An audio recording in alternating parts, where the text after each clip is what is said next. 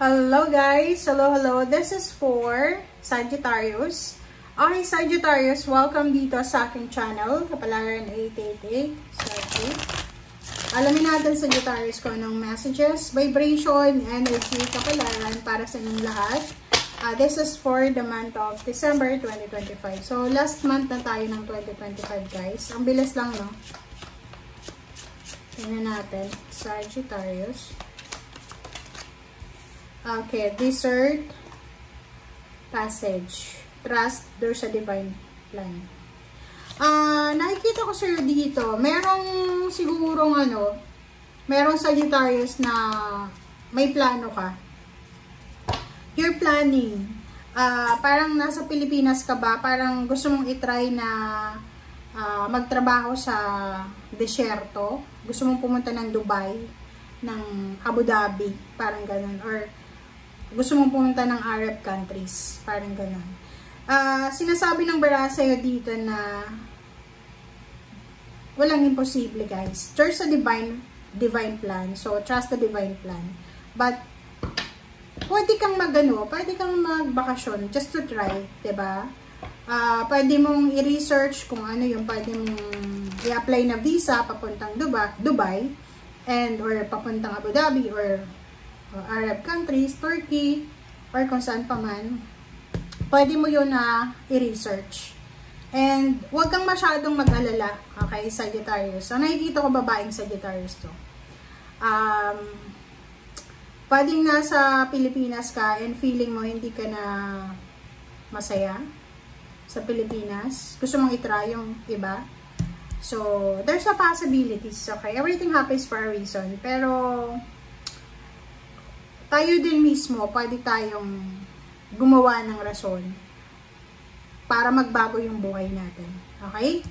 Clear the air. So, sinasabi ng barahan na kung ano man ito na hindi ka na masaya sa kasalukuyan mo, like, halimbawa, ngayong 2025, hindi ka naging masaya, ngayong December 2025, bibigyan ka ng pagkakataon yun. Parang ano yan inspiration, motivation, determination na ibibigay sa'yo ng universe para mabago, ma-clear out kung ano man ang mga bagay na ayaw mo na naandyan pa rin sa buhay mo. Parang ganun. Okay?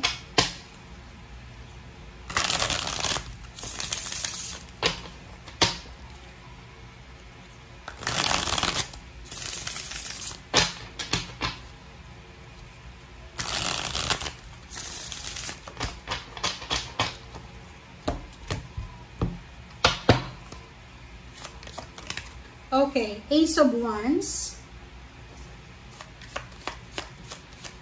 Isang exciting na parang plano ang may isip mo this month of December. And reverse yung temperance dito. Sinasabi ng bara sa'yo na huwag tayong masyadong excited. Parang ganun. Kung may pinaplano ka na gustong gawin, siguro this December, pag-isipan mo siya ng mabuti. Okay? Yun nga sabi ko, mag-research ka. And take action pagsapit ng 2026 January.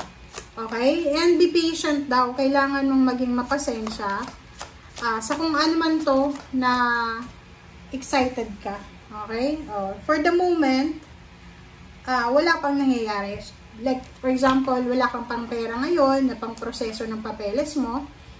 Gusto mong magpatayo ng bahay, wala pa. So, kailangan mo munang asikasun. Like, yung iba, diba, magtatanong, makakapunta ba ako ng ibang bansa? Ang sagot dyan, possible. Possible ka na makapunta ng ibang bansa. Ang una mong gawin is, ayusin mo muna yung papeles mo.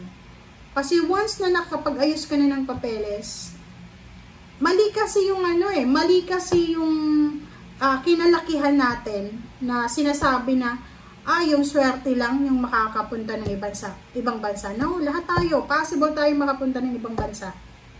Okay? May mga paraan para makapunta ng ibang bansa. So, kailangan lang natin mag-research, magtanong-tanong, doon sa mga taong may mga alam na. Okay. Two of Swords, nakikita ko sa'yo dito, halimbawa naghihintay ka ng promotion, hindi pa rin dumarating, 2 dekada ka na dyan.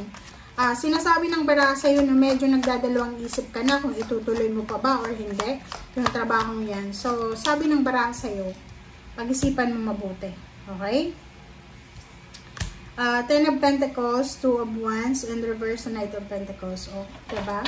So, sinasabi ng bara sa atin na if you are waiting for a lump sum of money, if you are waiting or if you are aiming for a lump sum of cash or financial balance and stability, sinasabi ng barahan na you have the opportunity, guys. Maraming oportunidad ka.